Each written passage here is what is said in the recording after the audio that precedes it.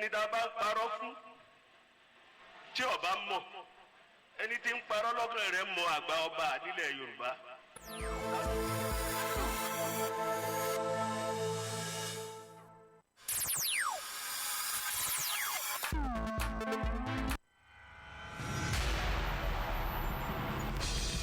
ọdọọdún làárọ̀ ogbó ọdọọdún làárọ̀ àwùsá ọdọọdún làárọ̀ obì lórí àtẹ bọ́dún bá ti dún pèrègùn àgbákò tuntun wọ̀ a kí ọmọọba Adéoyè Owólabí Àbẹ̀fẹ́ Àkàndé ọ̀rọ̀ Awíkókó ògbóǹtarìgì sọ̀rọ̀sọ̀rọ̀ pèdèpèdè tó méde pètò pegedé ọ̀jọ̀gbọ́n nínú èdè Yorùbá pé ẹ kú ayẹyẹ àjọ̀dún oríkádún 50 ọdún lókè pẹ̀kẹ̀rẹ́ mi kọ́ ẹ sọdún ọdún yìí ẹ ṣe tẹ̀mí nínú owó ọlá àìkú tí ń ṣe bálẹ̀ ọ̀rọ̀ ìlú ọlọ́fà mọ́jọ ọmọ lálọ́mí àbísùjó kọ ìjà pátákìtì lóró tọfà ìjàkẹ́ ìjàkàtà ń jà lọ́fà lọ́jọ́sí ó ló sojú ebè ó sojú poro nínú oko ìbá sojú olóko ìbá làwọn ọmọ lálọ́mí mórí mo dásà là lápá ìyẹ̀rú ọ̀kẹ́ mórí mo dásà là lọ́bẹ̀ ẹ̀ sì rọ́bà là mí ẹ̀mọ́jọ́ ó dilẹ̀ lápá mi ìjà pátákìtì lóró tọfà ẹ kú oríire ẹ kú ayọ̀ ẹ kú ayẹyẹ àjọ̀dún oríkádún ẹ ṣe nínú owó ọlá àìkú tí ń ṣe bálẹ̀ ọ̀rọ̀ gbogbo òṣìṣẹ́ Àkàndé ọ̀rọ̀ Awíkókó broadcasting television ó là kí n pé ẹ sọdún ọdún iná ẹ sì tẹ̀lé.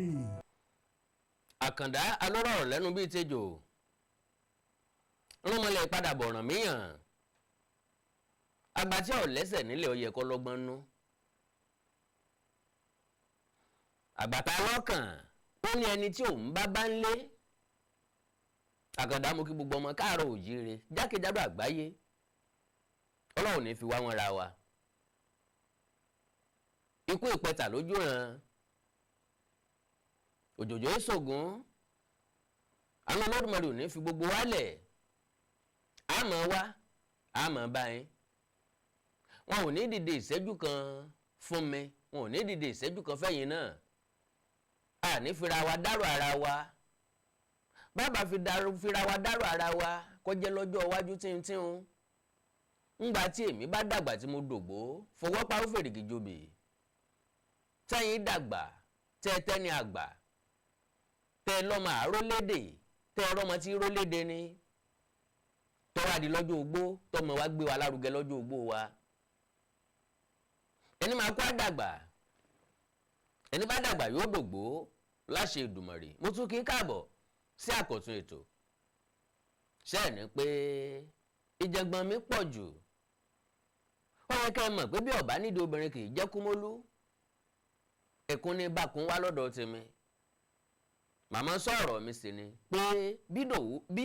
ìyàwó bá fi Ìdòwú sàkọ́ bí ìyàwó tá a gbé tá a san nǹkan orí ẹ̀ tá a san dáórì owó ìyá gbọ́ bàbá gbọ́ owó ọmọ oṣù ilé owó ìyáálé ilé owó àwọn òtàdúgbò owó òṣègìrì ilé kánná tó bá fẹ́ bímọ àkọ́bí tí wọ́n ní kí lọ́ọ́ sọ ọkọ ọmọ tó ní Dòwú gbogbo àmọ̀ wípé láì sí ìbejì kò sí Dòwú ó ṣeé ṣe kó ti bíbejì ibì kan ìyẹn túmọ̀ sí pé bájà ọ̀bárí kò ní déédéé máa gbó balágbẹ̀dẹ bá wà lórin lójú kan àmì bẹ́ẹ̀ ni bí ọba sọ̀rọ̀ kò ní sẹ́sì ó túmọ̀ sí pé ọ̀rọ̀ tí ń jáde lọ́yọ̀ọ́ ń lè mi Àkàndá ń fèsì sí bẹ́ẹ̀ ni ṣe dẹ̀ mọ̀ wípé wọ́n ń bú yẹ wọ́n ń bú babẹ́ ọlọ́jọ́ okú rẹ̀ ò tí ì pé ọjọ́ okú ẹ̀ ti pé ọ̀n yẹ ni lóòótọ́ gbogbo ajá tó bá gbóni lọ́nà ọjà kọ́ là á dá lóhùn ṣùgbọ́n pàpà síbẹ̀síbẹ̀ náà gbogbo ara ajá kọ́ ló lè gbà á kí egun ọ̀wọ́lé kájọ́ ọmọ gbò kí lápẹ̀rú ajá bẹ́ẹ̀ torí sẹ́ta àfifájá ni kó gbó bàbá wa kówó rajá tájá lálejò tí ò lè gbó ẹni tó rajá gan fẹ́ kó yọ́ fẹ́ gbé tà tàbí kí wọ́n pa jẹ pé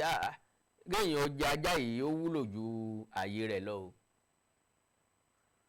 ìdínú àkọ́kọ́ a pé ọ̀rọ̀ Ọ̀yọ́ lọ́wẹ̀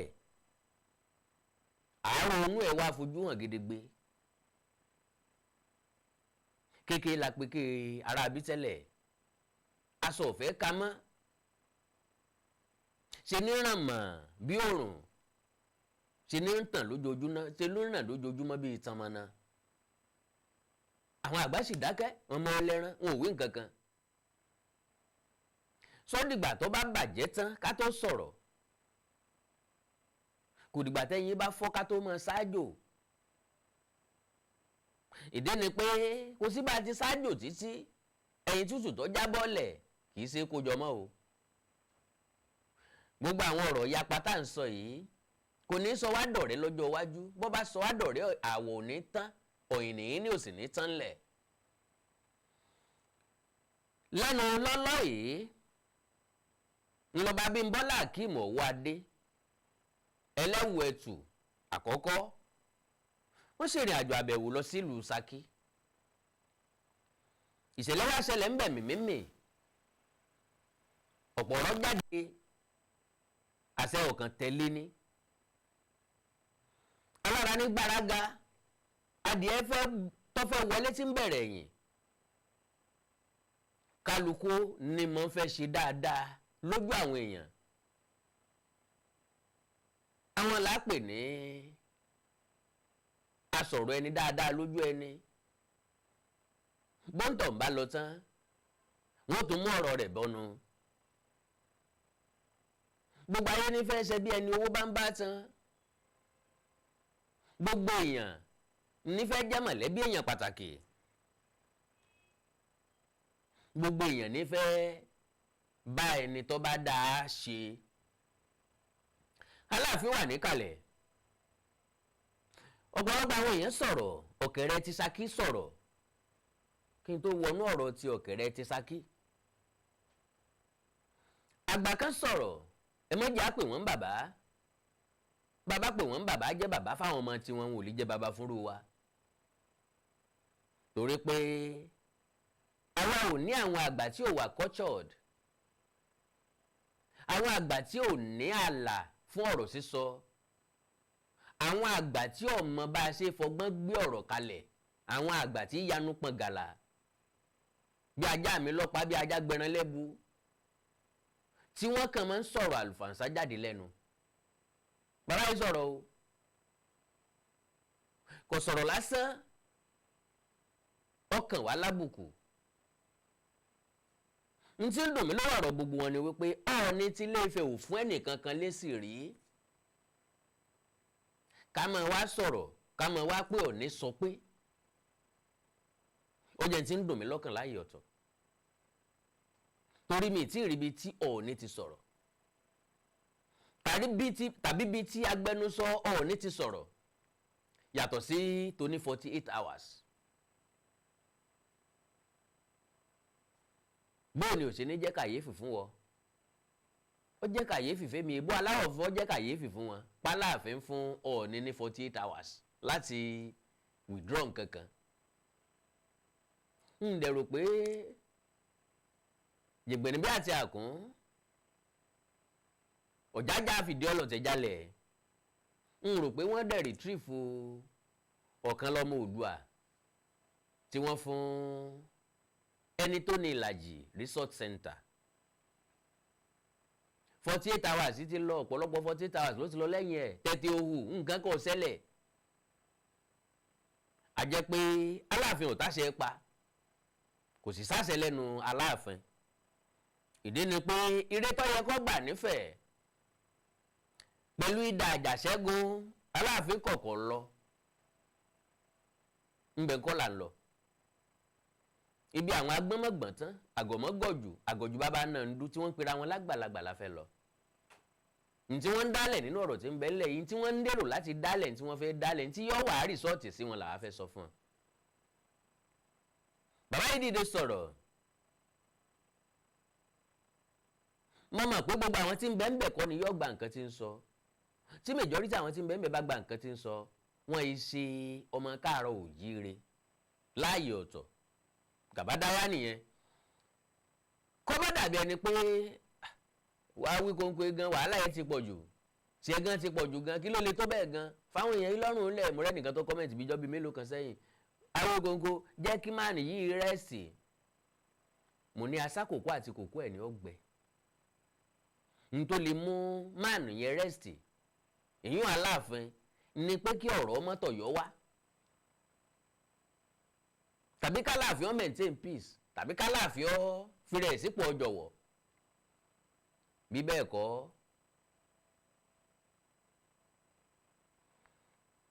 Ajíṣebí Ọ̀yọ́ yóò di Ajíṣebí nǹkan mi o. Now, ikú bàbá yèyé yóò di ikú bàbá yèyé o, if care is not taken. Pẹ̀lú àwọn ọ̀rọ̀ wọ̀nyí, ẹ jẹ́ kí n jẹ́ ká jọ fetí gbọ́ ọ̀rọ̀ yìí káwá ò bóyá mo láṣejù lóòótọ́. God bless you. Ẹ ṣé. ẹ bí àwọn ìgbésẹ̀ kan láìpẹ́ yìí lórí èmi làgbà ọba ìwọ làgbà ọba ẹni tá a bá parọ́ fún tí ọba mọ̀ ẹni tí ń parọ́ lọ́kàn rẹ̀ mọ àgbà ọba nílẹ̀ Yorùbá. Ta ló nílẹ̀ láti ta fájìtì dé Sókótó? Ta ló nílùú tó Aláàfin tún jẹjẹjẹ bí wọ́n jẹ ọba ń bò yín kẹ́lẹ́ Faransé Aláàfin ní ọlọ́jẹ́, bí wọ́n jọba alájàsẹ́ ilé Aláàfin ní ó jẹ́, bọ́sẹ̀ pọ́tọ́nú fún Aláàfin ní ó jẹ́, Aláàfin lọ́ba Yorùbá. Bẹ́tọ́ bá ti ń lo local government mẹ́ta tí wọ́n sọ pé bákan nìkan ṣe pé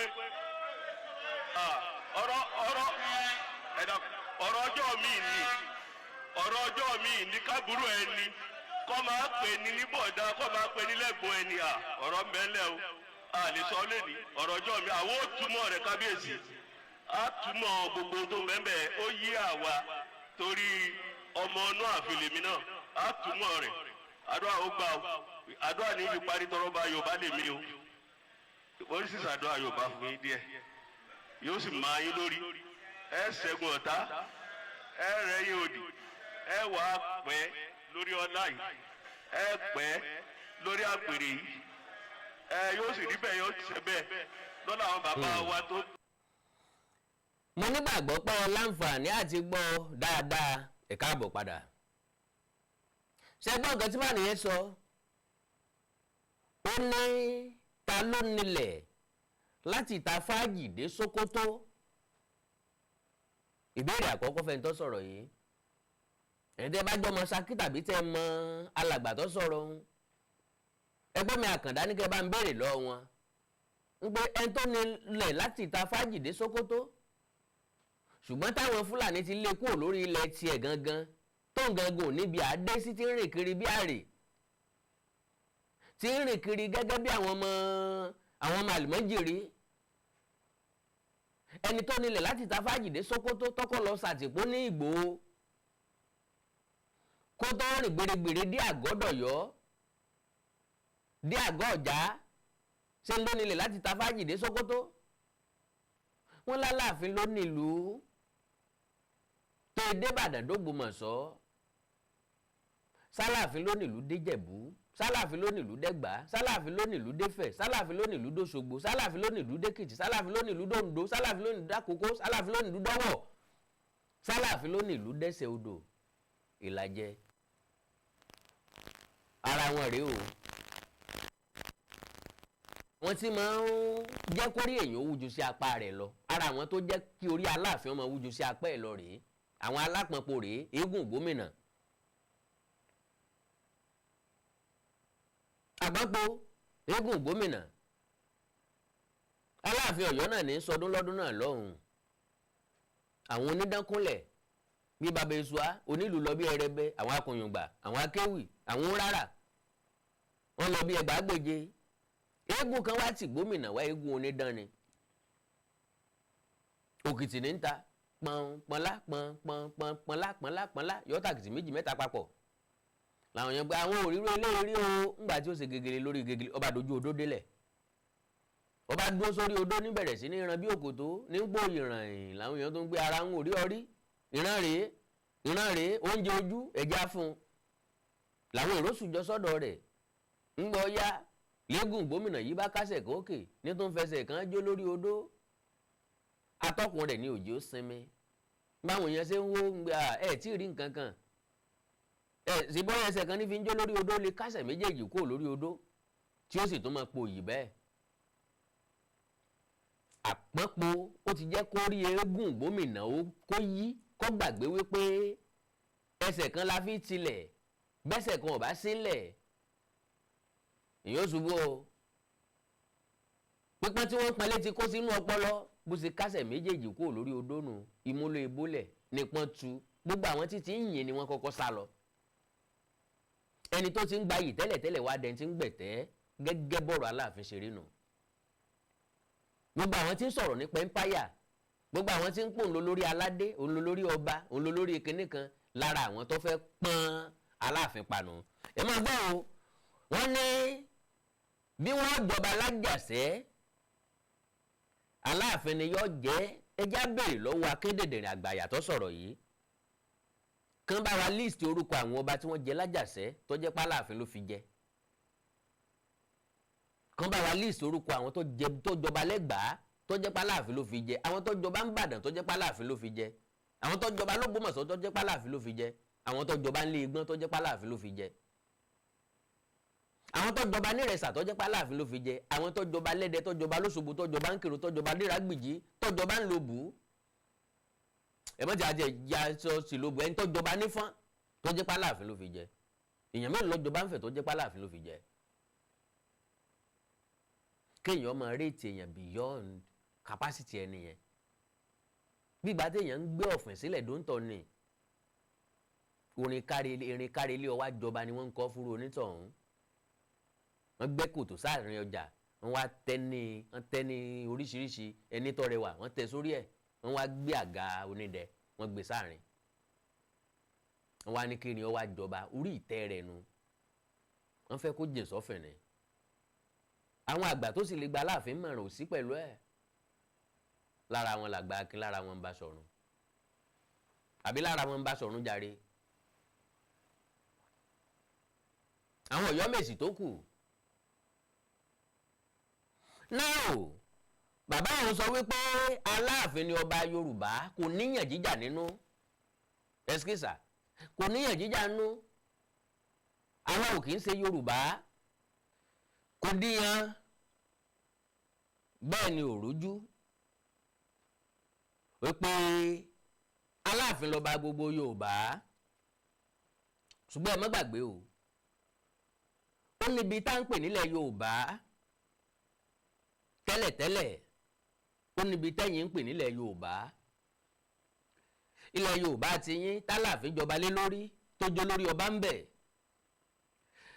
òun náà l'Ọ̀yọ́ Akínmọ́rìn Àwẹ́ Ìlọ́rà Tẹ̀dé nílùú Onítedé tí ń sọ̀rọ̀ yìí sọba náà lélẹ́yìí ọba làgbà tí ò tó lé tí ò tó lú yìí ńgbà tágbàlagbà ọba bá ń sọ̀rọ̀ ṣàkàṣàkà báyìí ó sì láwọn èèyàn nínú ìlú tí ń darí só náà ń pàṣẹ sá ṣébi ṣe ń sọ̀rọ̀ nínú ìlú náà ni ṣébi ṣe ń pàṣẹ nínú ìlú náà ni mo bí àwọn bàbá wa sọ wípé ọ̀rẹ́ là wá kọ́ rẹ̀ kì í ṣọ̀tá àìwọ́ ta kọ́ta bẹ́ẹ̀ yẹn ọba sọ̀rọ̀ nípa ọba méjì ní kálíbà Ọọ̀ni o àtàláàfin o Ọọ̀ni deserve respect from anybody irrespective tó wù kó fẹ́ sọ gẹ́gẹ́ bí olórí ọba fún gbogbo orílẹ̀-èdè Nàìjíríà co-chairman Council of Traditional Rulers ní Nàìjíríà permanent chairman Council of Traditional Rulers ní the Old South permanent chairman fáwọn àbí permanent president fáwọn ọ̀gbìmọ̀ lọ́balọ́ba nípínlẹ̀ Ọ̀ṣun kàndá lọ́rọ̀ lẹ́nu bíi tẹjọ bàbá fẹ́ bárò ẹni bẹ́ẹ̀ sọ̀rọ̀ ó tọ́ sí ọ̀wọ̀ àti àpọ́nlé bí èèyàn bá jọmọ káàró òjìrì tòótọ́ ṣùgbọ́n ẹni tí wọ́n já kó yé wa lọ́yọ̀ọ́ àtàwọn ìlú ìsọmọgbé rẹ̀ tí wọ́n pera wọn ní Yorùbá ò ní pé kò sí ẹ̀jẹ̀ Odùduwà lára àwọn mọ́ kò sẹ́jẹ̀ Ọ̀rànmíyàn gan lára wọn mọ́ ẹ̀jẹ̀ Bàrìbá ló ṣẹ́kù ń bẹ̀ ẹ̀jẹ̀ Tápà ló ṣẹ́kù ń bẹ̀ nu pé ẹ̀jẹ̀ Bọ̀gú ló ṣẹ́kù ń bẹ̀ ẹ̀jẹ̀ Fúlàní ló ṣẹ́kù ń bẹ̀ approve ẹ̀ fún yín. now ńgbà tí Onítedé ọ̀bọ̀rọ̀ jẹ́ ọ̀yanu ẹ̀pọ̀n gàlà bí ajágbẹ̀rán lẹ́bu ó ní ọba tí ń control àbí ọba tó ní local government mẹ́ta tí wàá ń sọ pé kìnìkan àkọ́kọ́ tí ń bí èmi nínú ni pé yìí tí èrí fídíò náà tọ́ọ̀ni ti dìde dúró tàbí jókòó tọ́ọ̀ni wá ń pé èmi lo lórí aládé èmi lo lórí àwọn ọba èmi nígbà èmi ni kòkó bàbá sàásùn Ọọ̀ni ò tí ì ẹ́fà sọ bẹ́ẹ̀ rí ẹni tó bá dẹ̀ ríbi tí kábíyèsí ti sọ ẹ mú jáde. Ọba yín ní sunkún adé kiri torí wọn ọ̀ládé Aláàfin ọ̀ládé adé aládékùn wọn gbà fún wọn àmọ́ tí ń sàwọn aládékùn náà tí wọn ò béèrè adé wọn padà bóyá adé pálí náà bá gbé fọba. Local government mẹ́ta tẹ́ wá ń sọ sà Onítedé bóyá ń sọ̀rọ̀ nípa torí pé púpọ̀ nù yín ọmọ nǹkan kan yàtọ̀ sí territory yín mọ nǹkan míì yàtọ̀ sí domain yín agídí ni púpọ̀ nù yín fi mọ̀ tán ìlú ẹ̀ gan ìlú tọ́jọba lé lórí gan. Ẹ bá ń sọ̀rọ̀ nípa fẹ̀ local government mẹ́ta kọ́ a ní Ifẹ̀ Central a ní Ifẹ̀ North a ní Ifẹ̀ East a dẹ̀ ní Ifẹ̀ South ṣùgbọ́n local government mẹ́rẹ̀ẹ̀rin historically ó ju gbogbo ẹ̀yin tẹ́ ẹ kóra yín pọ̀ bí ọmọ náà gún tẹ́ ẹ sọra yín papọ̀ bí ọmọ yíndéyíndé yìí tẹ́ ẹ kóra yín papọ̀ bí ìdín tẹ́ ẹ ń pè pàdé ọ̀tẹ̀ jókòó ọ̀tẹ̀ lórí ẹni tí ò rí ti yín rò ẹni tí ń ronú ìdàgbàsókè gbáyẹkẹtẹ kan tẹrin gbáyẹkẹtẹ tẹfọn kò sínú yín tọ́tọ̀ òní àpapọ̀ gbogbo yín ọ̀tọ̀ òní tí wàá lè kún tẹ̀ ń sun káàkiri ẹkún tí ó yẹpẹrẹ yín yẹpẹrẹ àpèrè yín forever torí ẹ nígbàgbọ́ pé ẹ ní freedom of speech àwa kan náà sọ pé alágbára lórí freedom of speech ntọ́ bá mu tẹ́yìn fi lè so eléyìí àwa náà lágbára láti sọ ọ̀pọ̀lọpọ̀ tẹ́ẹ̀dẹ̀ lè dá wa lẹ́kùn. Èmi gbà wípé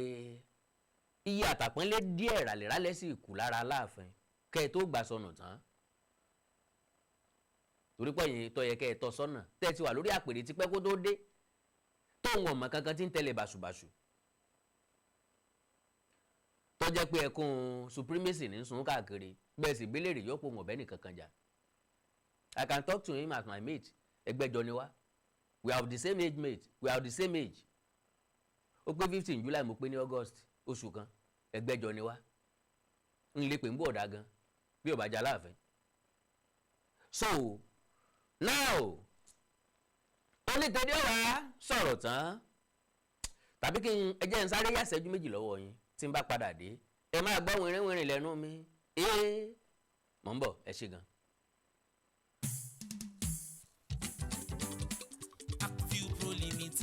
Iléeṣẹ́ tó ń talẹ̀ tó ń ta ilé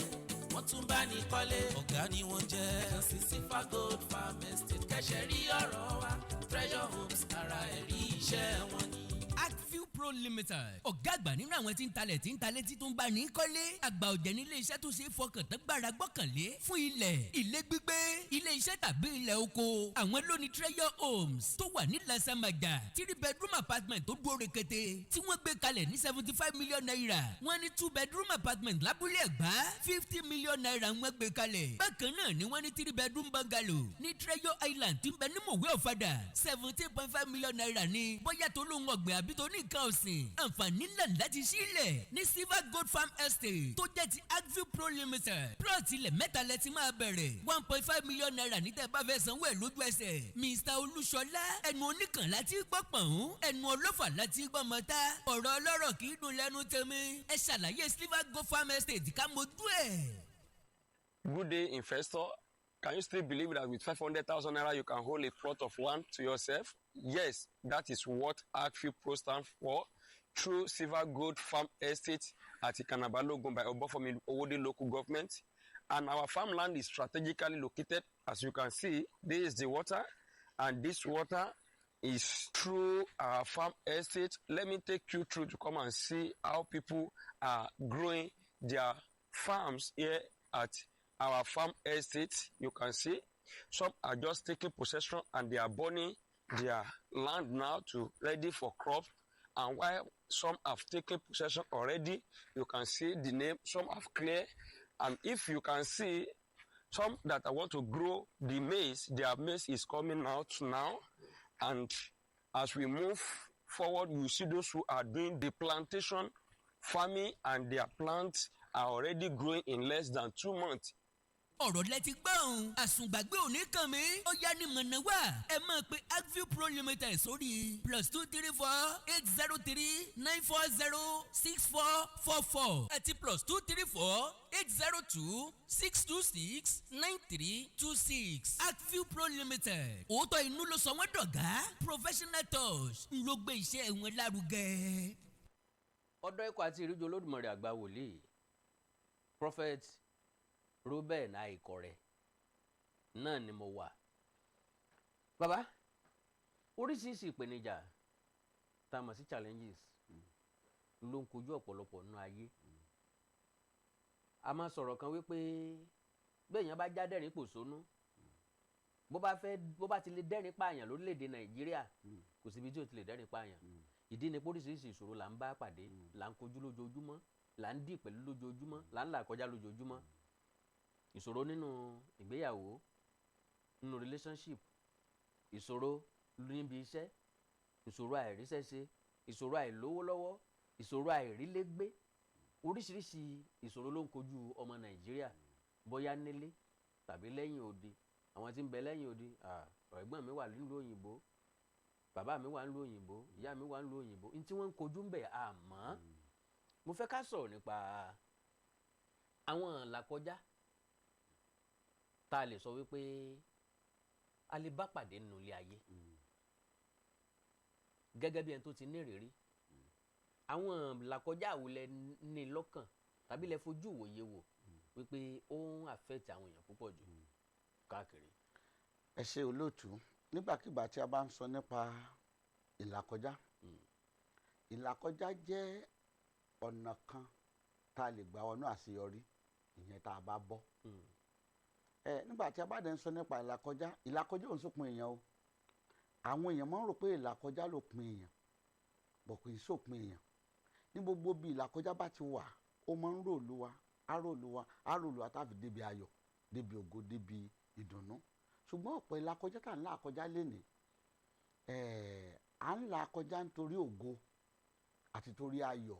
àti torí ìdùnnú àṣeyọrí tó wà wájú wa. Ṣùgbọ́n ìlàkọjá ó póríṣiríṣi. Àwọn kan máa ń ti ọ̀dọ̀ èṣù wá, àwọn kan ìlàkọjá wọn ogun àfọ́fà ni, àwọn kan ìlàkọjá wọn ogun àjẹàmù ni ìlàkọjá wọn, àwọn kan àìsàn ni ìlàkọjá wọn, àwọn kan ìpọ́njú, àwọn kan ìpojú kan, àwọn kan àwòbí ọ̀bàdé. And then ntí ìlàkọjá máa ń ṣe ni pé ó máa ń yọ ní lẹ́nu. Ẹni tí nǹkan bá yọ lẹ́nu ó fẹ́ lọ síbi ayọ̀ ni. Bẹ́ẹ̀ni. Because láìsí ìyọnu kì í sáyọ̀ o. Láìsí ìlàkọjá èèyàn débi ògo o. Because kò sẹ́nikẹ́ni tí ó fẹ́ dánú ayé tó fẹ́ gòkè nú ayé tó fẹ́ jẹ́ ìnú ayé tó ní ìlàkọjá. Ṣùgbọ́n ìlàkọjá tó ń bá wa jà lénìí ọwọ́ tá a fi ń mu àfọwọ́ gidi mu. Ọ̀pọ̀lọpọ̀ èèyàn ní fọ́ ìyẹpẹrẹ mú làkọjá. Wọ́n á ní ó máa ń rí bẹ́ẹ̀ ó ti yóò jẹ́ èèyàn ó ti yóò gòkè ó ti yóò ṣàṣeyọrí àní máa ń rí bẹ́ẹ̀ wọ́n ní bá a ṣe ń ṣe ilé wa nu wọ́n ì lówó ńlé wa wọ́n ì jẹ́yàn ńlé wa wọ́n ì rógólò ńlé wa wọ́n ì lókìkí ńlé wa bẹ́gbọ́n mi ṣe ṣe nù ọwọ́ yẹpẹ ló fi mú làkọjá. Because n ti ń ṣẹlẹ̀ nù ilé yẹn ẹnìkan ni ó mú òpin dé bá ègún yẹn and then tó fẹ́ mú òpin dé bá ègún yẹn ó gbọ́dọ̀ múra kó sáré kó gbàdúrà kó wojú Ọlọ́run. Ìhà míì tá a tún máa ń kọ́ sí làkọjá ni pé tọ́lọ́run bá wa sọ̀rọ̀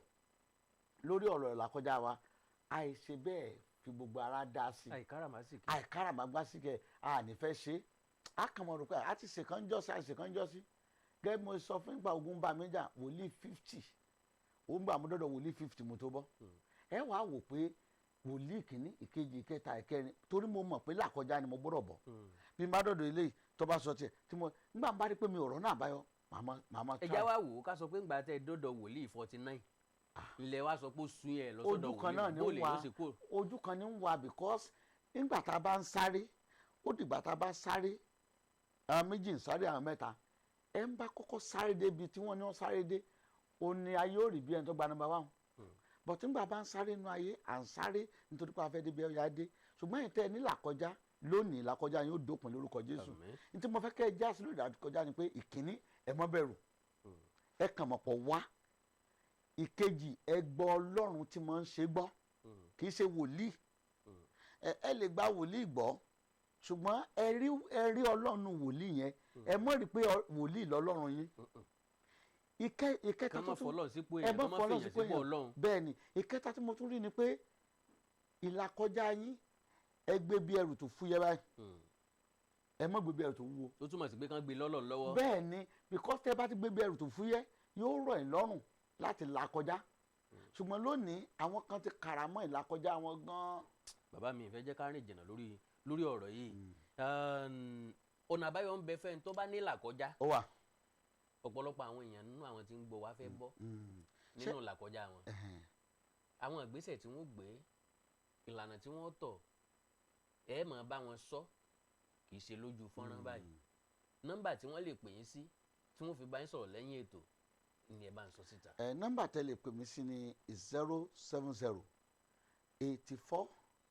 74 20 61. ẹ rí WhatsApp lẹ́ máa pè mí sí 070 84 74 20 61. ẹ pè mí ká gbàdúrà kọ́lọ́wọ́n dẹ̀ mú ìlàkọjá yín kó mú kó kẹ́ ẹ débi ayọ̀ yín lórúkọ Jésù. Onítedé sọ gbólóhùn kan ó ní kí ẹ̀gbọ́n àbí kí àbúrò tó mọ̀ pé ẹ̀lẹ́gbọ́n ọ̀rọ̀ ń bá ń bọ̀ o ọ̀rọ̀ ọjọ́ mi sì ni ntí yóò wu àwa ní pé tí wọ́n fi dọjọ́ mi ọjọ́ mi lè pẹ́ jù kí wọ́n tètè bẹ̀rẹ̀ sí ní kó jáde ìtàn tí ń bẹ lọ́wọ́ wọn tán fẹ́ sọ torí pé ìjà àtàn ló délẹ̀ yìí bẹ́ẹ̀ ni ìdí bàbá lọmọ bókó tó bá ìkejì bí Ọ̀yọ́ ṣe fẹ́ pàtàn Ilé Ifẹ̀ bí Tẹdé ó ṣe pàtàn Ilé Ifẹ̀ bí Ṣakí ó ṣe pàtàn Ilé Ifẹ̀ ìtàn Aláàfin gbàbẹ̀ ń kọjá náà ni wọ́n lè pa. now wọ́n ní ọ̀rọ̀ tí ń bẹ ń bẹ Aláàfin lè má lè sọ àwọn sọ mo wá ní amọ́wọ́ ti gbọ́ndò à ń retí ọ̀rọ̀ látẹnu Onítedé àbẹ́ kí wọ́n sọ̀rọ̀ sílẹ̀ tí wọ́n sọ òsì ní tó tún kù tí wọ́n tún sọ tí wọn ò tí ì sọ ní tí wọ́n sọ àti mọ òpin làákàyè wọn àti mọ bí ọpọlọ wọn dé àti mọ bí ọgbọ́n wọn mọ àti mọ̀ wípé ọmọdé ni wọ́n ọjọ́ kan ń bẹ lórí wọn ni torí pé ojú nìkọ́rọ̀ sí èwe ikùn nìkọ́rọ̀ sí àgbà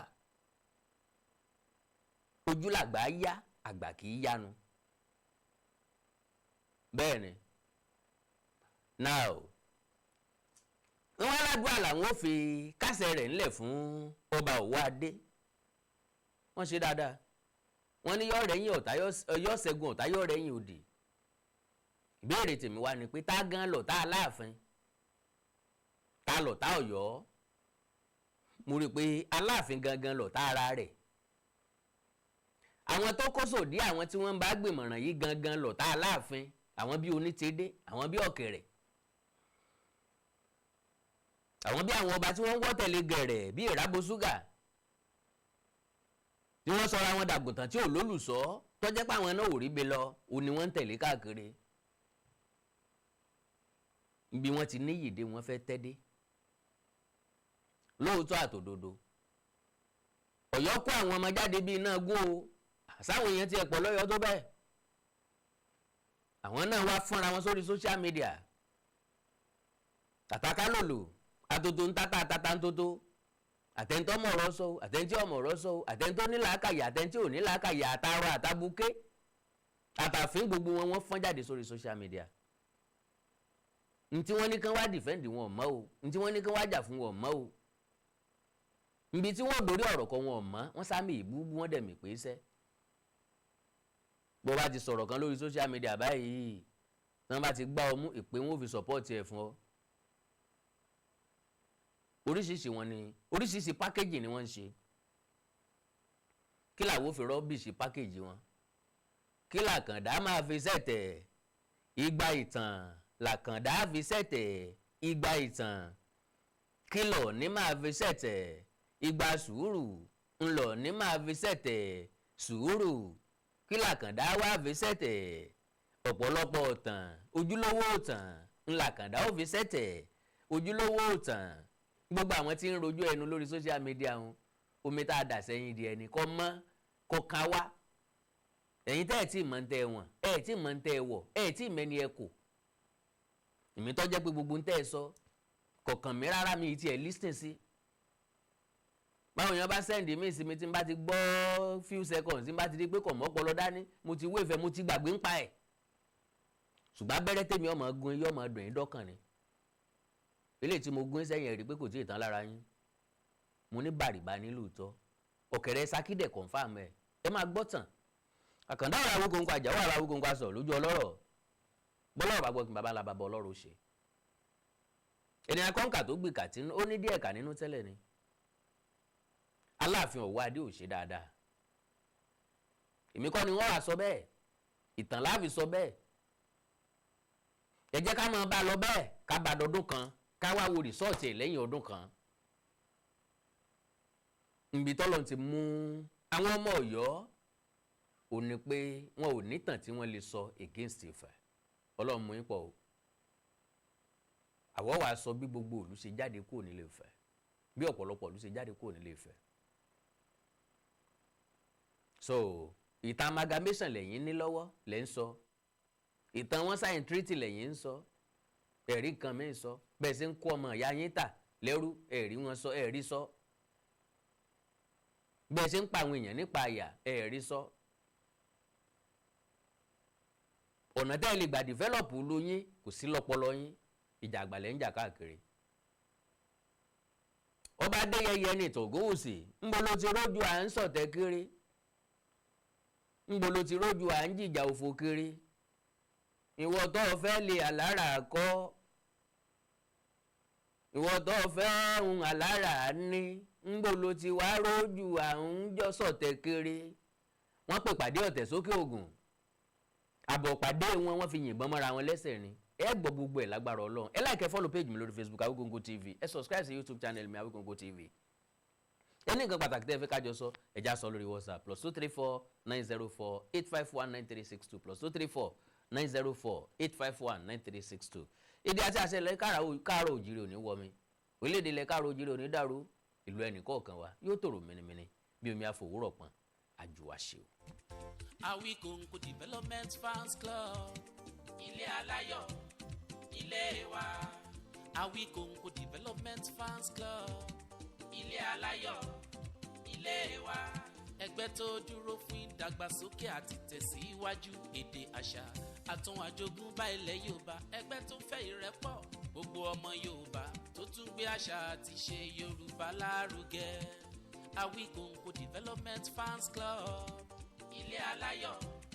ilé wa. Awikonko Development Fans Club Worldwide ẹgbẹ́ tí kò rọ̀gbọ̀kú lé ìjọba ẹgbẹ́ tó dúró fún ìdàgbàsókè àti ìtẹ̀síwájú èdè àṣà àtún àjogúnbá ilẹ̀ Yorùbá pẹ̀lú àtìlẹ́yìn gbajúgbajà pèdèpèdè ní àkàndá ọ̀rọ̀ Awikonko ẹgbẹ́ tó ń fẹ́ ìrẹ́pọ̀ gbogbo ọmọ Yorùbá ẹgbẹ́ tó ń gbé àṣà àti ṣe Yorùbá lárugẹ ẹgbẹ́ tó dúró láti ṣàtìlẹ́yìn tó gbọngbọ́n fún àkàndá ọ̀rọ̀ Awikonko àti àwọn ètò rẹ̀ káàkiri àgbáyé. Àǹfààní wà láti darapọ̀ mọ́ wa ẹ bá wa sọ̀rọ̀ lórí WhatsApp nìkan ẹ lè pè wá ẹ lè send text message tàbí voice note pẹ̀lú àwọn nọ́mbà wọ̀nyí +234 8053 270136 tàbí ààrẹ ẹgbẹ́ Adéolú Adékọ́lá lórí +170 48 912729. Awikonko Development Fans Club Worldwide ilé aláyọ̀ nílé wa.